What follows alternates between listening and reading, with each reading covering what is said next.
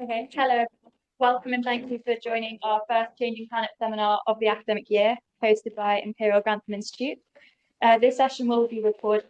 If you have any questions from online, please put them in the chat and we'll try and ask them at the end. Same with questions in the room, if you could keep the questions to the end and then we'll have a question and answer session. So it's my pleasure to welcome today's speaker, Dr. Renée Lertzman, who is a popular keynote speaker who founded Project Inside Out and works across the public and private sector to help center climate and sustainability initiatives. Today, she'll be talking about how sustainability work is uniquely psychologically charged, speaking from her 20 years experience. So thank you very much, Renée, for being here today, and over to you. Thank you. Hi, everyone. Can you see me? Am I up on the screen? Not yet. Or are you only seeing my slide? Seeing your slide for now, we'll put your Can you see me? Now you're live. You're live. Okay, I'm in the room. Okay, great. All right. Hi, everyone.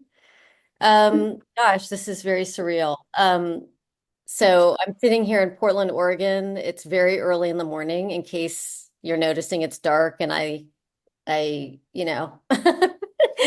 early, but I'm really excited to be here with you. And what I'd like to do to start is how I like to start any kind of talk or lecture or workshop is very simply asking everyone who's here online and in the room in London to just let yourself arrive. A lot of us, especially working, on these issues, these big issues, I think our nervous systems tend to be a little bit on high rev. And so what's really helpful for you to cognitively process the session is to allow yourself to actually settle in a little bit. So if you want to just take a moment and do whatever you need to do or like to do to land. So that could be, taking some nice deep breaths.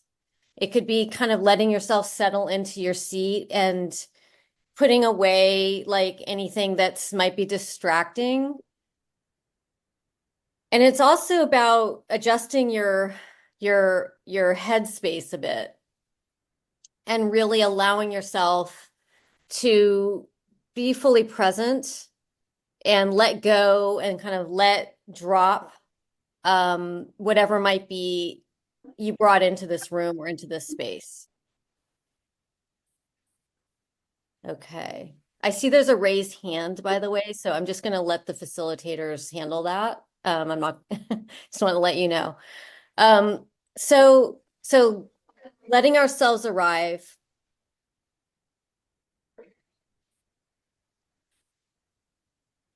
And just noticing how you're coming into the session. I understand that it's also the beginning of a term for you. So just kind of noticing how you're coming in, how you're feeling.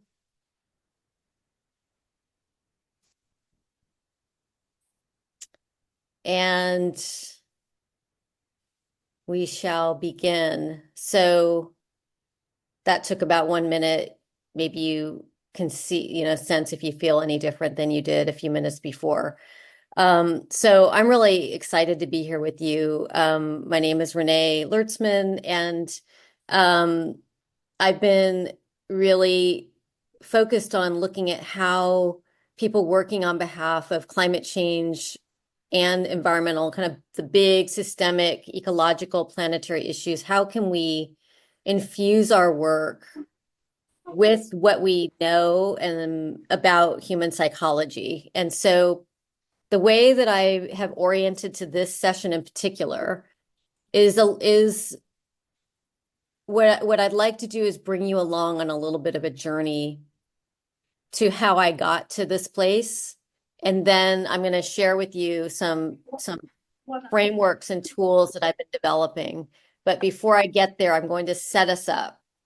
So if you want to go along on this journey with me, I'm going to kind of very swiftly and about, I'm going to keep track of my time and just kind of get us up to the present here.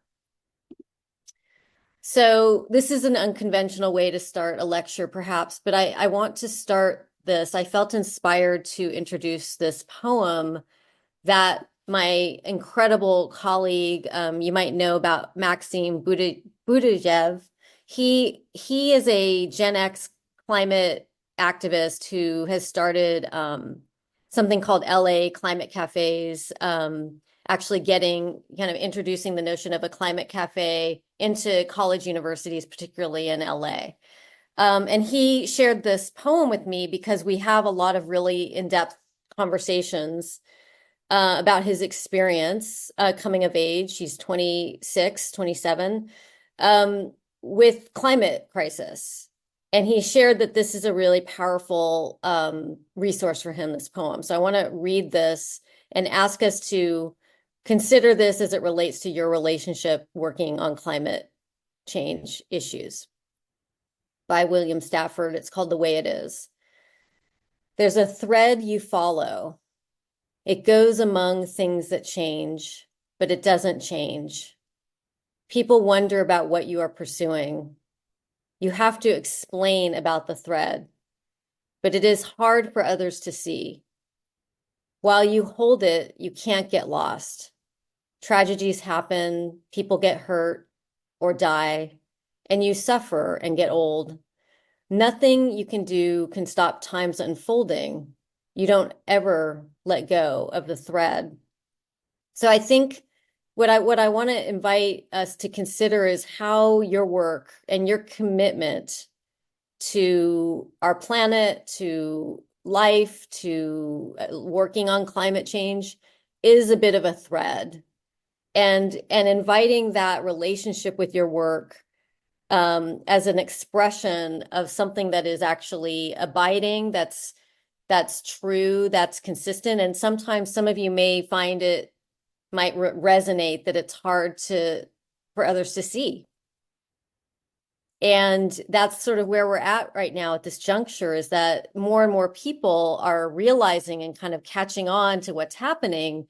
But these are, for a variety of reasons I'm going to talk about, these are very complex issues. Issues is not even, feels like not the right word, events, circumstances that make it particularly hard for a lot of humans to kind of get our head around. And I think that's where we want to really be putting our attention if we are working on these issues. So, so that's my invitation for you to hold as a thread.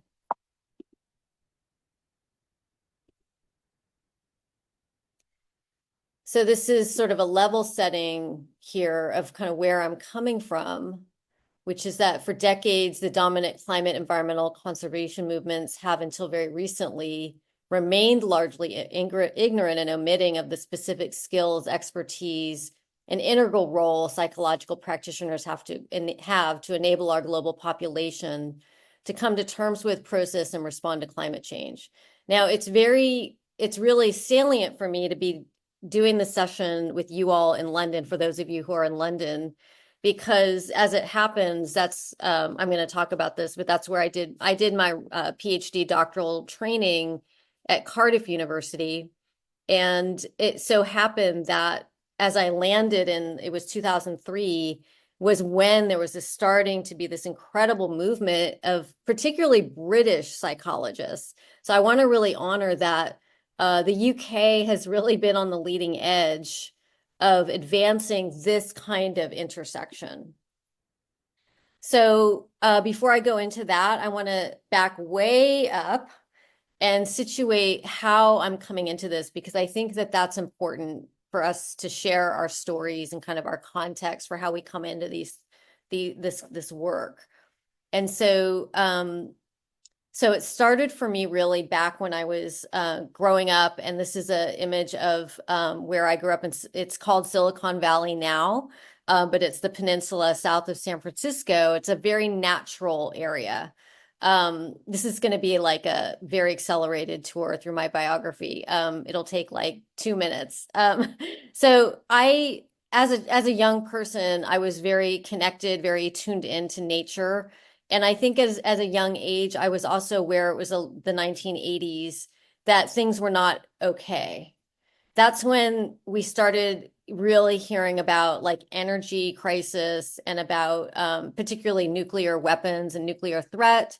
And as a young person, I grew up with a profound sense of existential threat, largely associated with nuclear, but it quickly became kind of, merged with a whole variety of environmental crises. So I ended up going to University of California, Santa Cruz. Some of you may be familiar.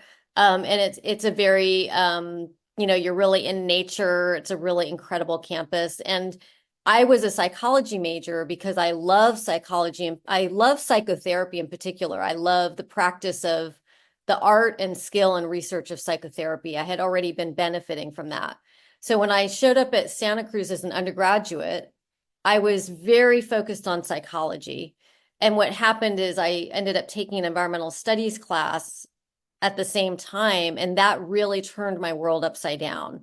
I didn't understand why it was that we were learning about environmental crises, including climate, and not acknowledging the emotional impact of that. And very little at the time was looking at the intersection of human, how did we get into this, right? Like looking at these crises through the lens of human nature and so forth. Really, it was primarily scientific policy, science, and more technical, approach to these issues. So I ended up going in between my two classes, my two kind of realms, and started to stitch these things together.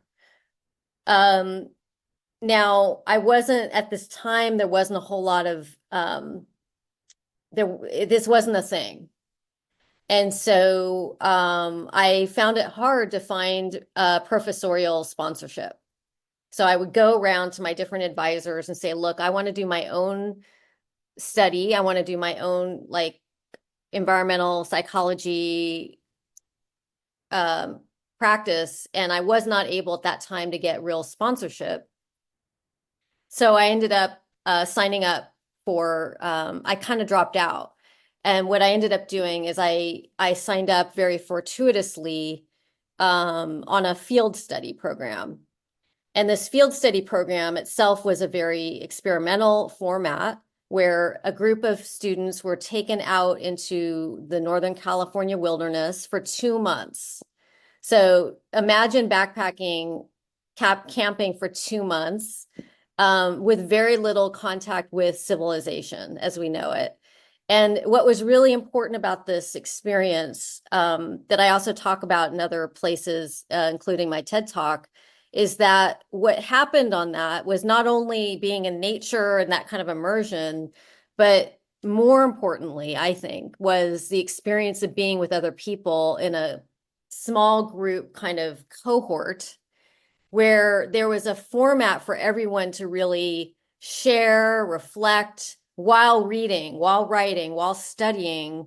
And it was sort of like we were able to really integrate the material we were learning about. And it like a light went off for me. And I came out of that field study and really committed myself ever since then to I am going to focus on the psychology of climate change and environmental work, specifically to help people like unlock and unleash our care and our capacity to want to do something about the world. So I just pulled this off. I don't I'm including this because I'm fast forwarding to when I landed in Cardiff in Cardiff. And I literally, like, if you see that world and then imagine, in 2003, I ended up being enlisted to be a research fellow at Cardiff University for ESRC fellowship. And I will remember always being dropped off on Cowbridge Road, if any of you know Cardiff.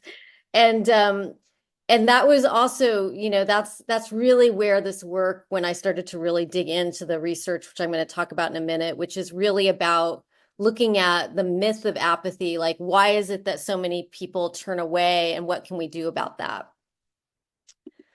So while I was living in the UK and doing this research, I was, as I mentioned, having incredible access to just like the most amazing, practitioners.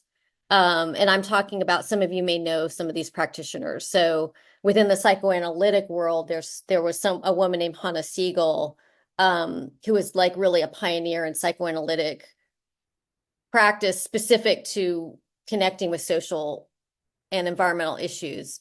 But there was also, I was working with Paul Hoggett at, University of West of England, Sally Weintraub, Rosemary Randall, based in Cambridge. There's so many incredible people. So I just want to give honor to that community. And one day I built up the courage to approach Hannah Siegel, who was in her 90s at the time, and actually passed soon after this meeting I had with her. And I approached her and I basically said, I'm really inspired by your work and I'm relating it to ecological and climate crisis. And what do you think about this? And her immediate response, she had a very heavy accent, so it wasn't totally easy to understand her. But what I remember most is she basically kept saying groups. And I didn't understand what she meant, but I had that reference from having done that backpacking trip where we were in a small group. And I thought, okay, there's something here to explore, which is something about the necessity that we have in our climate work to really understand group psychology, group dynamics, social psychology, because, we are social beings and we live and work often in group settings. But this was really powerful for me. And she basically, encouraged me. She said that we as psychologists have a very specific contribution to make. Psychologists, and I'm talking specifically about psychodynamic psychologists, right? There's a whole variety of psychology out there, which I'm going to talk about in a few minutes. There's behavioral psychology, there's social psychology, there's, cognitive psychology, there's neuropsychology, there's many kinds of psychology. And what I'm talking about here very specifically are people who research and practice psychodynamic psychology, and neuroscience is now really supporting this work around how we process difficult, complicated, charged information.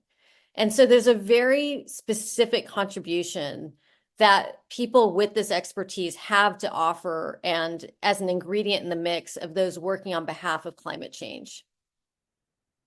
So fast forward, I'm giving you, again, this is like an accelerated tour of some key influences. And then I'll go back and talk about the research a bit more. In 2017, I was living in the San Francisco Bay Area, and I signed up for a training in what's called motivational interviewing.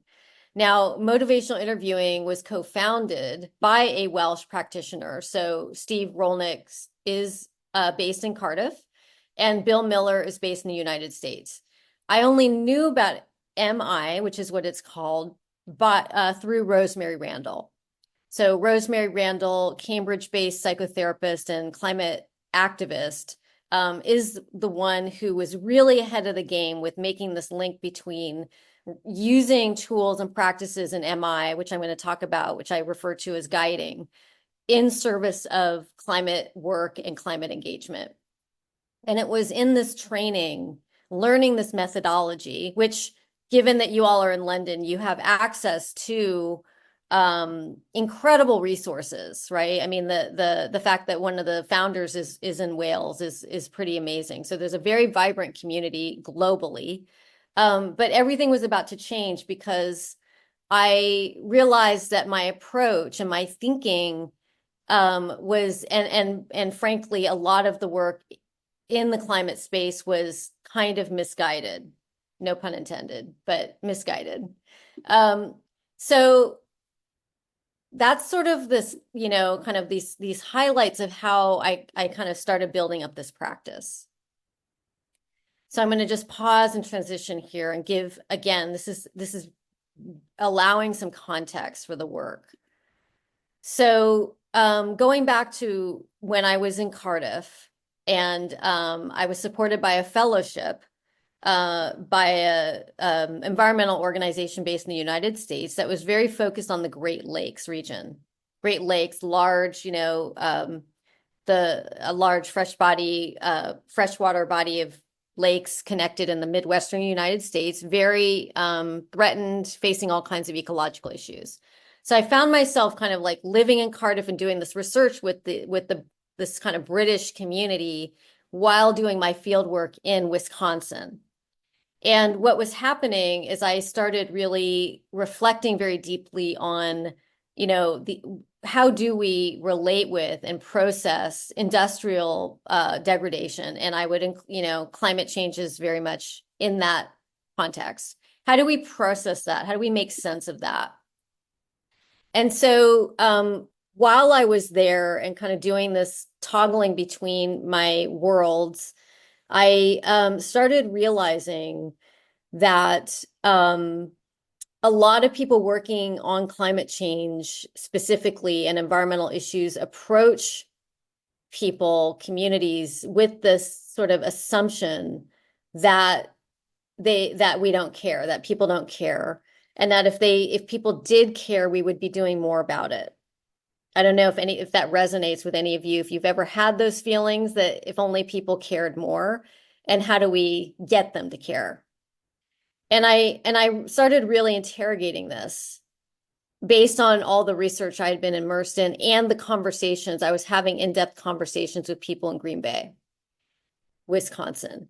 And I realized that as I was listening to people using this research methodology I'd been trained in, psychosocial research, I was hearing between the lines that the people I was interviewing who were not engaged in any kind of climate or environmental work actually were quite aware of what was happening, but felt excluded, felt patronized by the environmental and climate communities, felt pushed at, felt pitched. Some people would say to me, like, I would never be involved with a climate organization, like all they want to do is take my money, like, because people were just getting all these like donation requests. And so I realized there was something going on here, and that we were really sort of overlooking this tremendous capacity that people have to engage, but we weren't quite meeting people where they were, and we're not being attuned.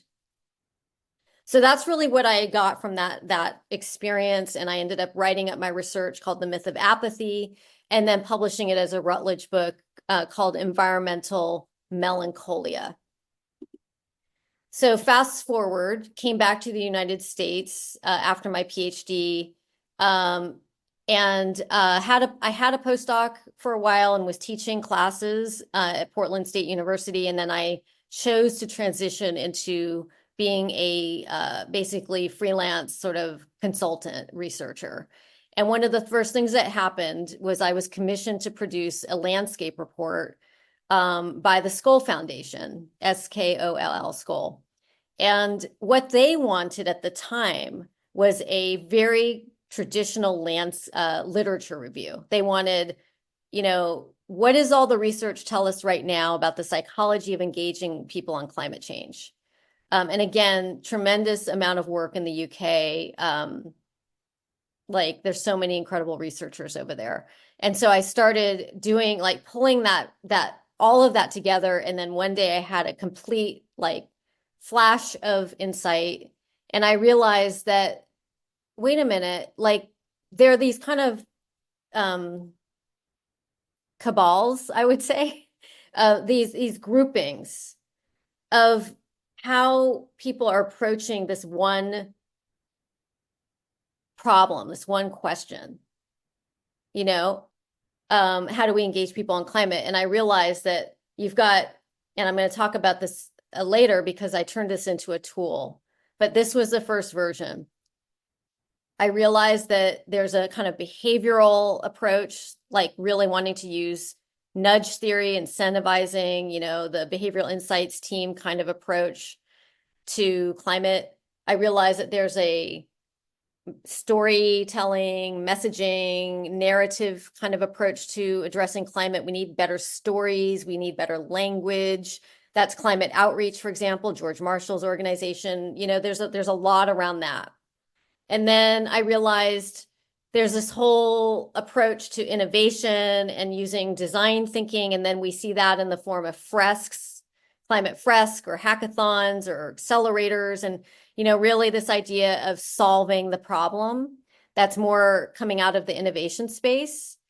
And then we've got the kind of emerging field of experience. So this is, the emotional dimensions of processing climate change. And I realized that these realms were not really in conversation with each other, and that they needed to be, and that a lot of organizations and programs tend to kind of fall into one or two of these approaches. And I also want to acknowledge that there's nothing wrong or bad about any of them, but what we're needing is to really accelerate how we integrate and evolve our understanding of the psychology of these issues. So I started doing experiments kind of in the field, meaning in the real world. And if I have time, I can show this because I just want to be mindful of time. This is a video of a script that I worked on with a Republican, basically someone who used to advise the GOP. So he's shifted parties since then. But back then he was a identified Republican wanting to influence his fellow Republicans on climate change. And he brought me in, and I trained him and his team on using the similar method that I had been trained in at Cardiff, this kind of psychosocial approach to interviewing, where we really attune to people's anxieties, to their ambivalence, to their aspirations. And then we did this experiment of a script that we tested. And it was the most effective, most successful script used to kind of engage people on climate, Republican skeptics, I should say, climate skeptics, hard and soft skeptics. So I started kind of realizing I would show it, but I just don't want to, I feel like it would be a lot, and you would want to process that a bit. So we'll see if we have time for that. So I started realizing there's something I'm on to something. And then my book came out, Environmental Melancholia. And then I started getting engaged to work with energy organizations. So this is really funny for me to see, because it's the first training I did for energy professionals on how to use motivational interviewing when you're out there talking with people about energy efficiency. So I called it Energy Conversations. And then I ended up working with the Alliance for Climate Education and producing, we were part of an incredible study about supporting young people, particularly in high school, having conversations with their parents and adults in their lives about climate using all the MI tools. And you can find this online. You can just Google Alliance for Climate Education, the power of conversation, or have the talk. And then they created this incredible video, which you also can find, and we can share the link. But basically, this is a 5-6 minute video where, again, it was designed for young people, and it's all about using MI, using evocative questions and the power of listening to have these very difficult conversations with people in their lives. And so this went out to thousands of young people on their mobile phone. And then we were able to see if, what resulted out of that. And that's all written up in the study. Okay, so I hope you're all with me with this tour here. So basically the field was growing and growing over all this time. And then with 2019 and 20, like in this period is when there was like this incredible sea change of this intersection of psychology and climate change. So during COVID, 1 week, I literally took 1 week and captured all the headlines that were coming out on this intersection. And you can see mainstream, global. So basically this topic had hit the mainstream by 2020. And I was getting all kinds of media interviews. It was really, really dramatic. We started seeing much more of a kind of research, academic engagement with these topics. And this is a piece written by my colleague and friend, Ashley Consulo, and in the Lancet. And what's really significant about this piece is that it was a departure from the usual climate psychology research, and that it wasn't really about attitudes. It wasn't about, oh, people actually really care about these issues. It was really saying that grief and anxiety is as it says here, is a sign of relationship with our natural world. So that's a frame that has now been introduced. So that was really started coming online in 2020. Although a lot of psychotherapists have been saying that for decades prior, but it now is really coming through in mainstream research publications. And basically what Ashley and her colleagues are saying here is that we have to reframe and work with the emotional dimensions of relating with climate as an integral part of climate work, because as it says here, emotions are what lead people to act, and that these are uncomfortable feelings, but they are a crucible. So this is just one quote is you could unpack this in a big way, because there's a lot happening in this one single excerpt from that paper, which you can find online. It's a editorial that they did. And so now we're starting to see a shift from seeing emotion as something over here to what does it mean to be basically a kind of next level climate researcher and practitioner, is that we need to be working with these dimensions.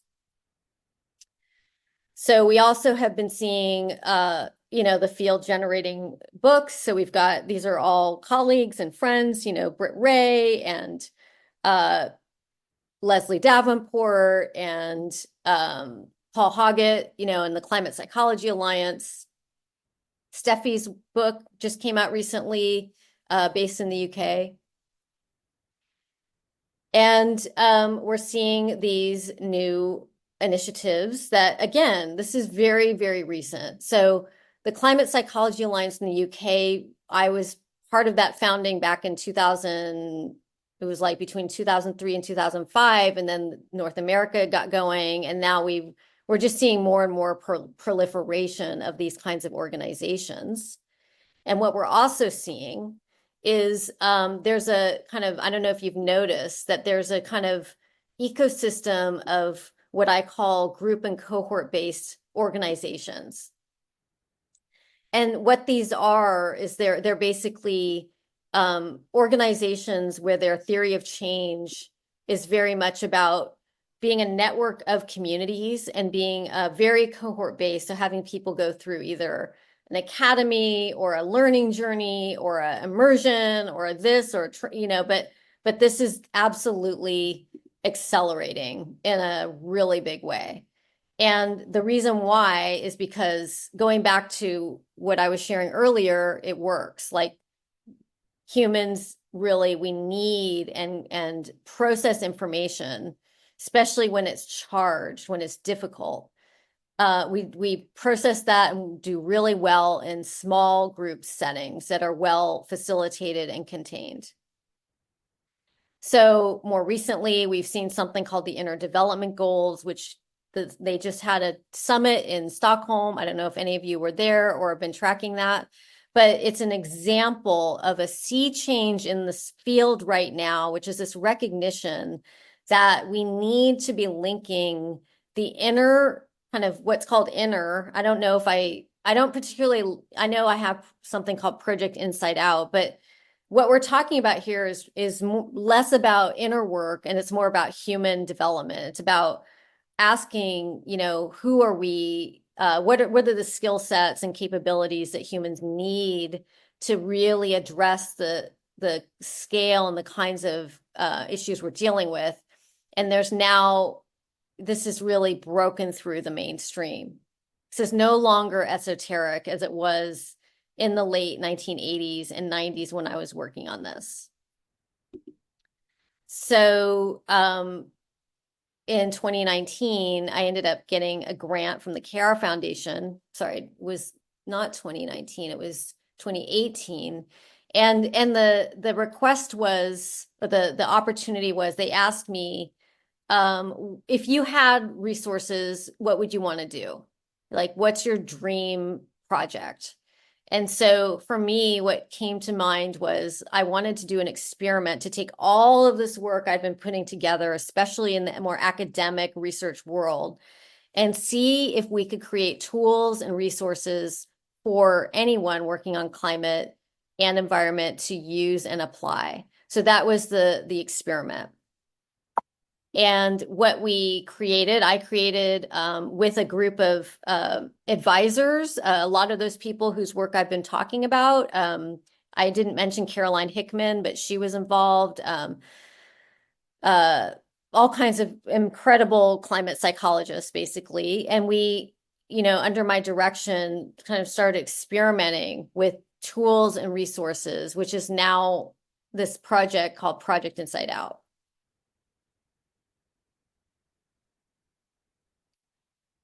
So Project Inside Out, as you can see, is grounded in the language and the methodology of motivational interviewing, which is the most evidence-based approach to behavior change, by the way. But it just hasn't, it tends to be associated with clinical and health context, but it is a methodology that is grounded in a lot of support for what really enables people to shift and also look, face into hard things.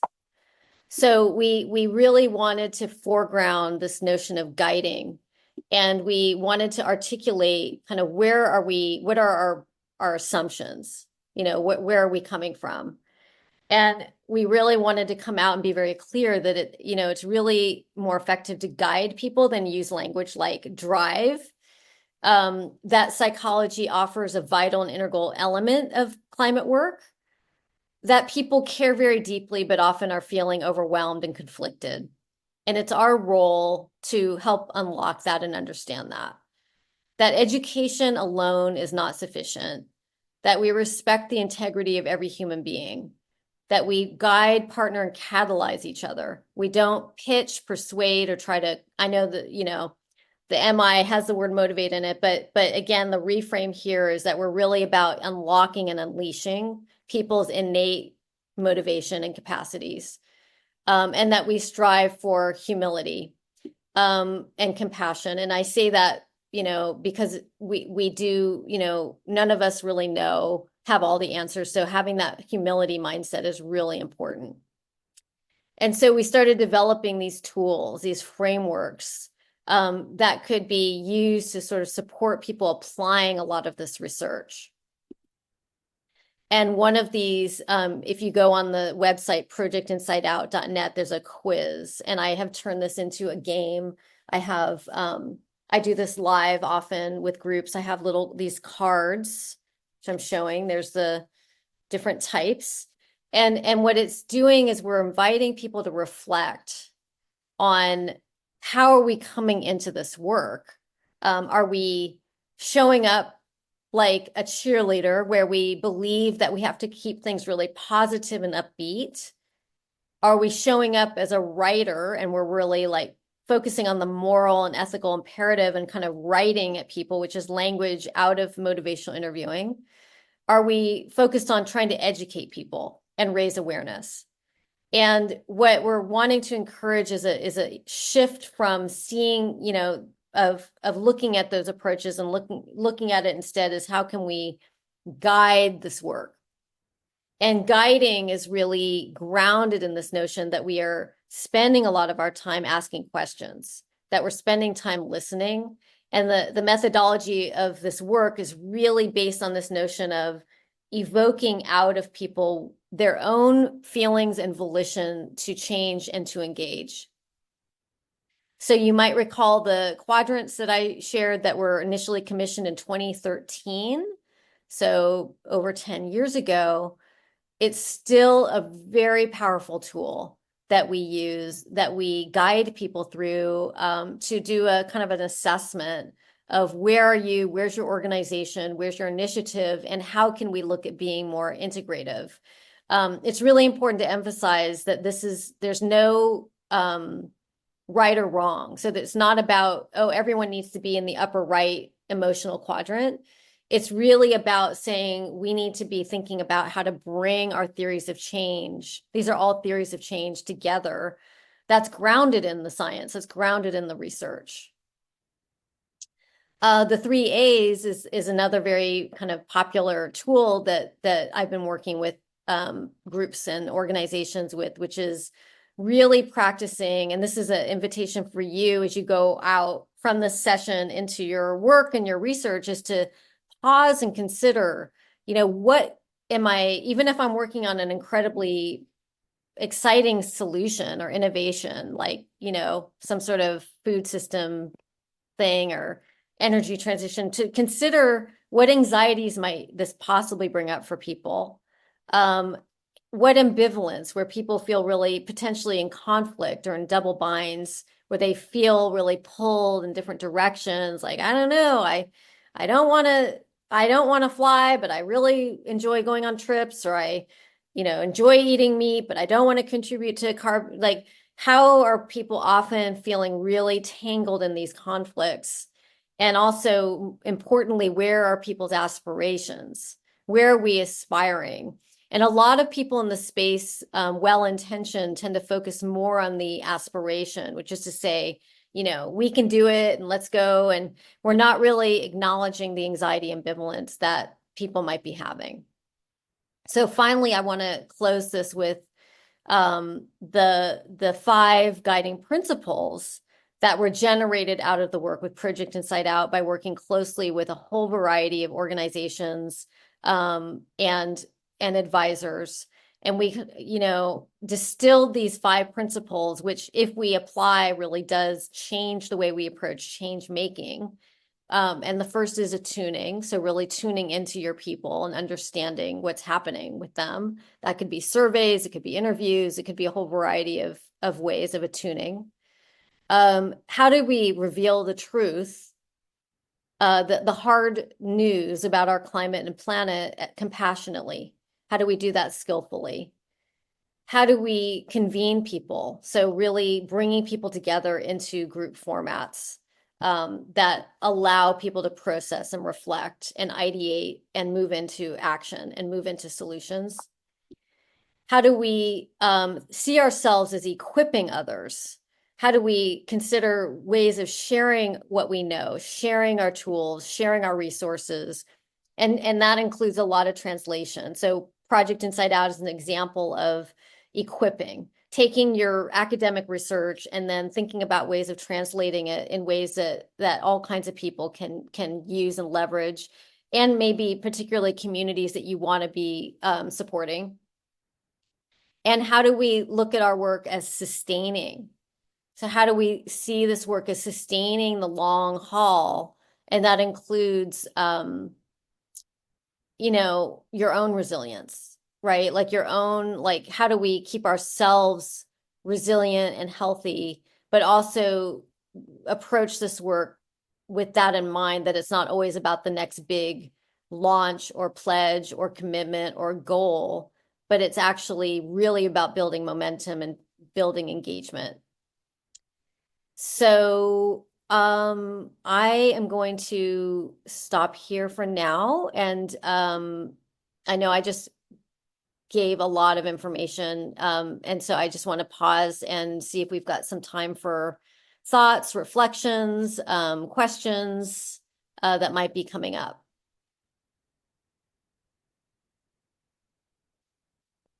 Thank you. I can see a little part of the room, so thanks.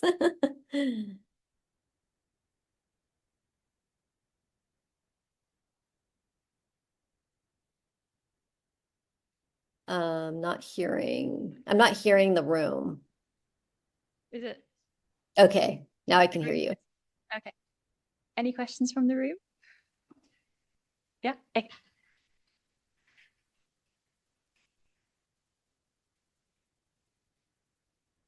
Thanks for the super interesting talk, Renee. My question is about that first advice you got about the key to this being groups. And I wonder if, with your framework, you could say a little bit more about the role of groups in this for us to understand a little bit more, maybe what your thinking is and how you responded to that inspiration. Yeah, thank you. So my relationship with this topic and theme of groups is sort of multivalent. Like, so there's one piece is I feel very, very strongly about the importance and power of cohort-based programs and engagement. And by that, I mean, so if I'm working with an organization, which I do, by the way, I didn't really talk about this, but I primarily work with organizations, business, government. What I will often advise is for them to train people within the organization to be facilitators, to know how to facilitate and take a population and put them into small groups that go through something together. Because small groups create what's called a container if they're well facilitated. And it allows us to learn I mean, there's so much that happens in an effective small group process. And frankly, Rosemary Randall really turned me on to this. I feel like she doesn't get enough acknowledgement. She was really a pioneer of what she called carbon conversations, where she said, let's get people together in the living room and have tea and talk about climate in an engaging way. Now, that doesn't have to be that model. What matters is that we can really leverage the power of cohorts and small groups. So that's one thing. But then what I also take from that advice is that we just think in terms of fostering interactions amongst people. So I have a newsletter. I just sent it out this morning, right before our session. And I talked about, this might seem really, I don't know if this will make sense, but I talked about Susie Orbach, so another British psychologist. Many people may not know she was the mastermind behind the Dove Real Beauty campaign. So she, had this book, Fat is a Feminist Issue. We know, she's known for being Princess Diana's therapist, and really focusing on women, body image. But what she did with Unilever is she basically said, we need to make this a public conversation about women's relationship with their bodies and body image. And what she did helped enable is a kind of collective, like, Dove invited women to contribute their stories and meet up and interact. And so that's it's not a literal group the way I just talked about, but it's thinking about, humans as groups, and how do we look at ways of, ideally fostering a sense where people can connect and process and reflect together about really difficult, charged issues. Great. I will read a question from the chat now. So I might butcher the pronunciation of this, but is there a relationship between motivational interviewing and microphenomenology interviewing? I would say yes, although I'm not, I don't really know what microphenomenology is, other than, like, my training is in psychosocial research, right? So I trained with someone named Valerie Walkerdine, but I also trained with people in London who do something called biographical interpretive narrative method, BINAM. And then I've also, there's a variety of approaches that are very similar. And what they're really doing is they're really foregrounding relational interviewing. So I called mine dialogic relational interviewing. I just, called it that because that's what you do when you're an academic. But it's really how to have a conversation. And it's not just that, obviously. It's really a very particular approach that, yes, MI at an essence, MI is about knowing how to evoke from others what you want them to get in touch with. So MI is about evoking people's change talk. That's what they call it, change talk. And so what I did in my interviews in Green Bay, Wisconsin, using that method is without even trying, I noticed that people started telling me their change talk, and that was not my intention as a researcher. I was there to gather insight. But what happened after these interviews, 3 in-depth interviews, they would consistently tell me, I am going to go out and, do something. I am going to go sign up and be part of my environmental group. I never said that, but they came to that because they were listened to, they were honored, they were acknowledged, and I reflected back to them their anxiety, their ambivalence, and their aspirations. And on their own, they got in touch with their volition for change and said, oh, you know what? Actually, I really care about these issues, because I was creating the space for them to come there. If I had designed those interviews to push, hey, did you know what's going on with the Great Lakes and how incredibly degraded they are? And all the threats facing them, it would be a very different interaction. I never said a word about that because they knew I was there to talk about the Great Lakes. So I allowed them to fill in the blanks. I allowed them to come in. And the first prompt that I spent many weeks crafting was, tell me about your relationship with the Great Lakes. That was it. And then it turns out that they had a lot to say.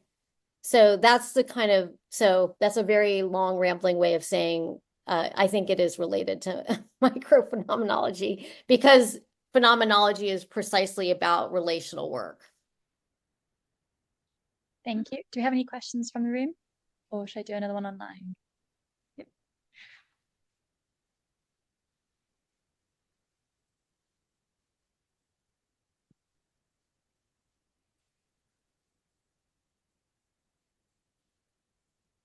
Hi.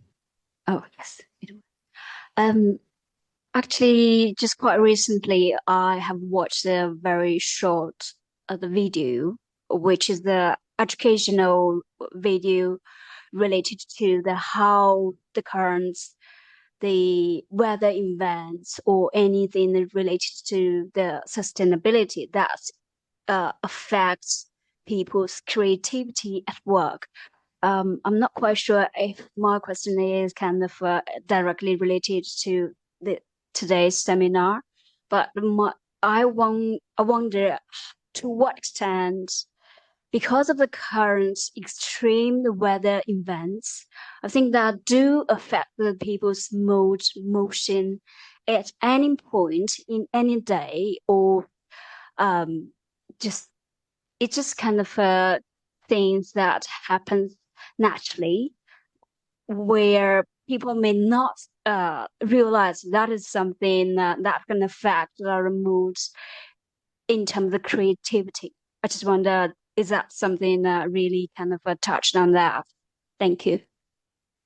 Okay. I'm not 100% sure I got that, but what I heard was the link of extreme weather events and how that might inform or influence people's level of engagement and that's what I mean, the thing I have to say about extreme weather events and people's kind of exposure to that, particularly, I'm going to talk about non-direct.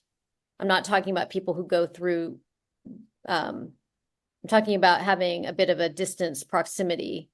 I think that it's very important, and I didn't really touch on this. It's very important to understand how we process charged, scary, overwhelming events that seem intractable. And basically, it can go in a number of ways. It can, people can find it absolutely overwhelming and lead to shutting down, numbing and wanting to just kind of disconnect, or it can really lead to activation. We need to do something about this. And a lot of that comes down to a whole variety of variables that, you know, circumstance, where people are situated socio-politically. There's a whole variety of factors that go into how we respond to these events. I think that what I would like to see is that extreme weather events are treated as commensurate with the level of trauma that they introduce, and that we approach this and treat this as, how do we help people process traumatic material? And again, I refer back to what we know tends to work, which is that people need to feel like there's some sort of a container, there's some sort of support. There's also this ability to process and feel the feelings. And then we also need support in kind of being guided into how to channel that into some sort of direct action, you know, in some way or another. So that's the best I can do right now on that. Thank you. Great, thank you. I'll just really quickly read one more out from the chat, and then I think we'll run out of time. So one of our online guests is from Germany and says that they're experiencing a backlash against climate, and the emphasis has become more on surviving, such as the cost of living and immigration. So what can we do to reshift the focus on climate and climate action? Okay, so I think you can still see there's my 5 guiding principles up here. Number 1, it's vital to attune. We have to be attuned to where people are and what people's existential circumstances are. Humans will focus on often that level of survival, understandably, and that will basically crowd out. It'll create a false, it's a false binary, because we all know that there is no separation of climate change and the planet and our well-being and all of that. We know that. But the question is, how do we help connect the dots? And the way to connect the dots is specifically by acknowledging and attuning to people's very real anxiety and concerns. So it becomes more of a yes and than an either or conversation. Okay, great, thank you. I think that brings us to the end of the seminar. So if we could have another round of applause for Renée, please. Thank you. Please, yeah, feel free to go to my website and sign up for my newsletter and visit Project Inside Out. But really enjoyed our time this afternoon. Thank you. Just a couple of things for some people in the room and online. It's not relevant for everyone, sorry. But if you're in the DDP, you need to register with a barcode that's gone around the room, or if you're online, we will register you for you. And next seminar is in late October on the 20th, and it's by the co-CEO of Real Ice, Andrea Cessalini, I think. November, sorry, got that wrong. So yeah, thank you again for coming, and hopefully see you next time. Thank you.